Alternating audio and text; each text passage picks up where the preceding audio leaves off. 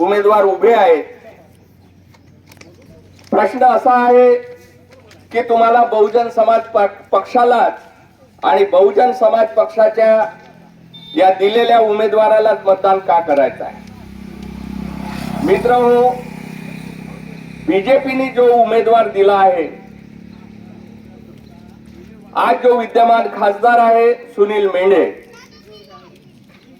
जर तुमचा संपर्क भंडाऱ्याच्या कोणत्या लोकांशी आला असेल तर हा 2 खुर्चीवर एकच मत बसणारा माणूस आहे.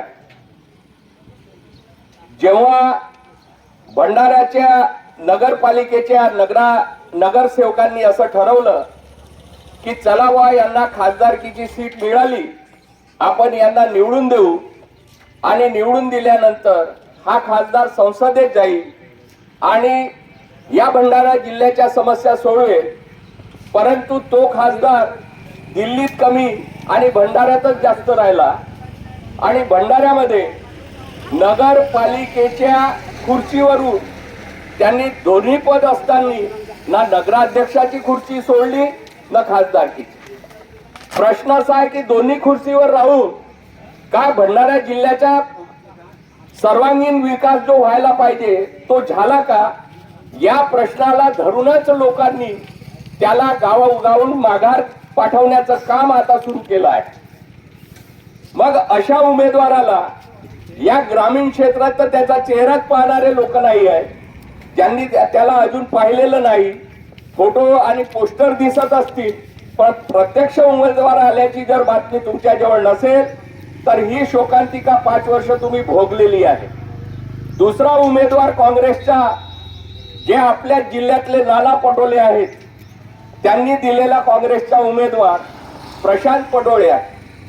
प्रशांत पडोळे हा काँग्रेसचा कोणता माणूस आहे हा प्रश्न पहिला मतदारांना पडला आहे की बाबा काँग्रेसचे जे मुख्य माणसं आहेत त्या नेत्यांपैकी हा माणूस नाही. नवीन चेहरा त्यांनी समोर आणला. 3 कुणबी उभे आहेत आणि एक बहुजन समाज पक्षातर्फे एकमेव एक तेली उभा आहे.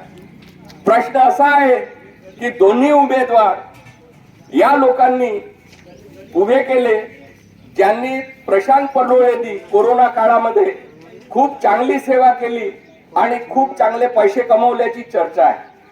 अशी सेवा करणारा हा डॉक्टर या भंडाऱ्याच्या लोकसभा क्षेत्रात उभा आहे. मित्रहो, जेव्हा जेव्हा पक्षासाठी ज्यांनी महत्वाची भूमिका बजावली अशापैकी कुंभलकर एक आहेत, त्यांनी सुद्धा आपल्या पक्षाला उमेदवारी मागितली, परंतु अशा तळमळ करणाऱ्या कार्यकर्त्यांना आणि समाजाची सेवा करणाऱ्या कार्यकर्त्यांना पक्षाने तिकीट न दिल्यामुळे आम्ही तेली लोक या सगळ्या 30 वर्षापासून या विदर्भामध्ये एक काळ असा होता की जेव्हा विदर्भाचा आंदोलन चालू होता त्या काळामध्ये 11 MLA एकमेव तेली समाजाचे निवडून आले होते, ज्यांनी या विदर्भासाठी आंदोलन केलं. आणि त्या तेल्यांनी आंदोलन का केलं म्हणून विदर्भ वेगळा झाला पाहिजे, त्यामुळे तुमच्या आमच्या सगळ्यांच्या समस्या. आज तुम्ही रायपूरचा संपर्क जर तुमचा येत असेल, ज्या रायपूरमध्ये छत्तीसगडी एरिया आहे आणि तो छत्तीसगड आज वेगळा झाला, छत्तीसगडचे मजूर आज इकडे पाहायला मिळत नाही. अर्थात सांगण्याचा तात्पर्य असा की मध्य प्रदेशापासून छत्तीसगड वेगळा झाला, त्या छत्तीसगडच्या लोकांचा विकास सुद्धा झाला.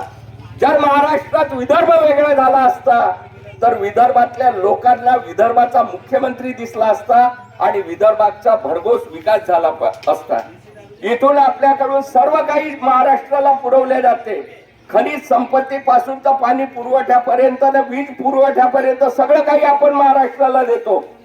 पण महाराष्ट्रातले नेते या भंडारा जिल्ह्याच्या आणि विदर्भाच्या लोकांना काय देतात हे तुम्ही येणाऱ्या अमृत महोत्सव, ज्याला आपण 75 वर्ष या देशाच्या स्वातंत्र्याला झाले असे म्हणतो, त्यांना मिळालं काय. प्रश्न असा आहे मित्रहो, म्हणून या देशामध्ये 50 वर्ष काँग्रेसने राज्य केले. राज्यकर्त्यांना एक संधी दिली होती की या देशाच्या सामान्य जनतेसाठी, या देशाच्या बेरोजगार युवकासाठी, या देशाच्या लोकांच्या सामान्य वर्गाच्या प्रगतीसाठी भारताचा एक संविधान निर्माण करण्यात आला होता. प्रत्येक आमदार कोणत्याही पक्षाचा असो, प्रत्येक खासदार कोणत्याही पक्षाचा असो, तुम्ही टीव्ही न्यूज पाहत असाल, जेव्हा तो विधानसभेत जाते, जेव्हा तो संसदेत जाते, तेव्हा तो शपथ खाते की मी परमेश्वराची शपथ घेतो आणि या भारताच्या संविधानाच्या प्रती निष्ठा ठेवी असं बोलतो. तो निष्ठा ठेवणारा खासदार आणि आमदार नंतर शपथ घेतल्यानंतर काय शेण खातो? प्रश्न असा आहे की ज्या संविधानात तुमच्या आमच्या हिताच्या गोष्टी लिहिल्या आहेत, तो संविधान जर हे काँग्रेस आणि भाजपाचे लोक पालन करत नसतील आणि तुमच्या आमच्या उद्धाराच्या चर्चा करत नसतील, तर या अशा लोकांना आपण निवडून दिलं पाहिजे का? हा विचार करण्याची गरज आहे. दुसरा मुद्दा असा आहे की जे लोक या संसदेत जाऊन किंवा पार्लमेंट संसदेत जाऊन विधान भवनात जाऊन त्यांचं बरं होते, तुम्ही 5 वर्षात एखाद्या गरीब उमेदवाराला उभं करा, तर तो 5 वर्षामध्ये त्याची बिल्डिंग तयार होते, त्याची 4 व्हीलर तयार होते, तो लोकांना दिसत सुद्धा नाही, अशी परिस्थिती निर्माण होते. त्याच परिस्थितीची जाणीव ठेवून संजय कुंभलकर यांनी हा विचार केला की काय मी भाजपा पक्षात राहून फक्त दर्याच उचलायचा का? मग आमचा समाज हा फक्त दर्या आणि खुर्च्या उचलणारा समाज असला पाहिजे का? म्हणून त्या एका ओबीसी मधल्या मोठ्या घटकाच्या तेली समाजाच्या माणसांनी हा विचार केला की मी पक्षात राहून मी मोठा होऊ शकतो, माझा समाज मोठा होणार नाही, आणि त्यासाठी संविधानावर अंमलबजावणी करणारी सरकार आम्हाला निर्माण करायची आहे, अशी भावना धरून या पक्षाची तिकीट त्यांनी स्वीकारली आहे. मित्रांनो, सांगण्याचं तात्पर्य असं आहे की बहुजन समाज पार्टी निर्माण झाली तेव्हापासून या देशातल्या लोकांना असं वाटते की हे एका विशिष्ट समाजाची पार्टी असल्या पाहिजे. हे आंबेडकरांचं नाव घेतात, हे एका विशिष्ट समाजाची पार्टी असल्या पाहिजे. मित्रांनो, तुम्हाला एक साधा प्रश्न विचारतो. जे ओबीसी वर्गाचे लोक ज्यांच्या कानावर माझी आवाज जात असेल, तुम्ही एखाद्या शाळेचा कॉलेजचा फॉर्म भरताना एससी एसटी ओबीसी खाली टिकमार करता, तुम्ही ज्या कॅटेगरीत येता त्या कॅटेगरीवर टिकमार करता. ओबीसीचा अर्थच होतो इतर मागासवर्ग.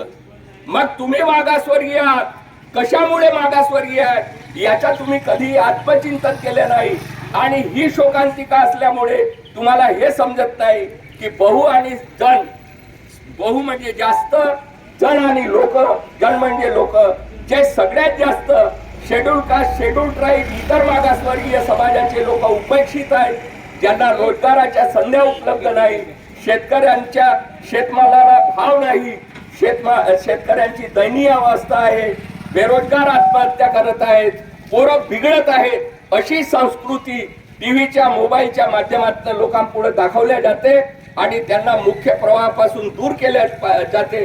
अशा प्रवाहापासून रोखण्यासाठी बहुजन समाज पार्टी या देशामध्ये एकमेव विकल्प आहे की त्यांनी या देशातल्या सामान्य जनतेच्या हितासाठी काम करण्यासाठी ह्या 2 पार्ट्या करत नाही, म्हणून तिची निर्मिती करण्यात आली.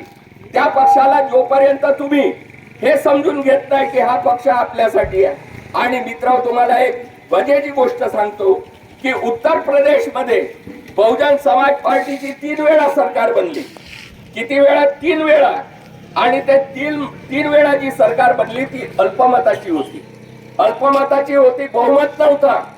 3 वेळा जी सरकार बनली ती अल्पमताची बनली आणि 3 ब्रेक जर्नी मध्ये बनली, टप्प्याटप्प्याने बनली. पहिल्यांदा 4 महिन्यासाठी सरकार बनली, दुसऱ्यांदा 6 महिन्यासाठी सरकार बनली, तिसऱ्यांदा 15 महिन्यासाठी सरकार बनली. मित्रांनो, तुम्हाला हे सांगताना मला हे विचारायचं आहे की 5-5 वर्ष ज्यांना तुम्ही प्रतिनिधित्व दिलं, ज्यांना 5-5 वर्षासाठी आमदार खासदार निवडून दिलं, त्यांनी तुमचा कोणता विकास केला हे पहिल्यांदा तुम्ही आत्मचिंतन करा. आणि मी तुम्हाला सांगतो की या टोटल 3 रेजिमच्या कार्यकाळात टोटल कार्यकाल हा 25 महिन्याचा होते. आणि 25 महिन्याच्या कार्यकाळात बहुजन समाज पार्टीच्या मुख्यमंत्र्यांनी असं काय केलं असेल उत्तर प्रदेशामध्ये की जे 5 वर्षासाठी तिथं लोकांनी बहुमतानं सरकार निवडून दिली. आज उत्तर प्रदेशच्या चित्र पर्यटनाच्या दृष्टिकोनातून लोक उत्तर प्रदेश पाहायला जातात. एवढा विकास जर उत्तर प्रदेशात बहुजन समाज पार्टी करू शकते, तोच काम आम्ही महाराष्ट्रात का करू शकत नाही? म्हणून या सर्व गोष्टीचा इतंभूत विचार केल्याशिवाय तुम्ही मताचा अधिकार देताना थोडासा बुद्धीचा विचार करा. एक क्षणासाठी थांबा आणि याला आम्ही मत का देतो. दारूत मत विकू नका, चिवड्यात मत विकू नका. एक काळ असा होता की तुम्हाला मताचा अधिकारच नव्हता. लोक सांगायचे की जे इन्कम टॅक्स पेयी आहेत त्यांना मताचा अधिकार पाहिजे, जे उच्च शिक्षित आहेत त्यांना मताचा अधिकार पाहिजे.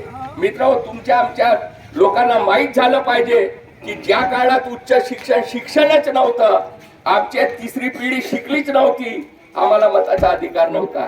परमपूज्य डॉक्टर बाबासाहेब आंबेडकरांनी इंग्रजांना सांगितलं की या देशातला 21 वर्षाचा पोरग शिकला असो की नसो, तो जर प्रौढ झाला, बालिक झाला, त्याला मताचा अधिकार आहे.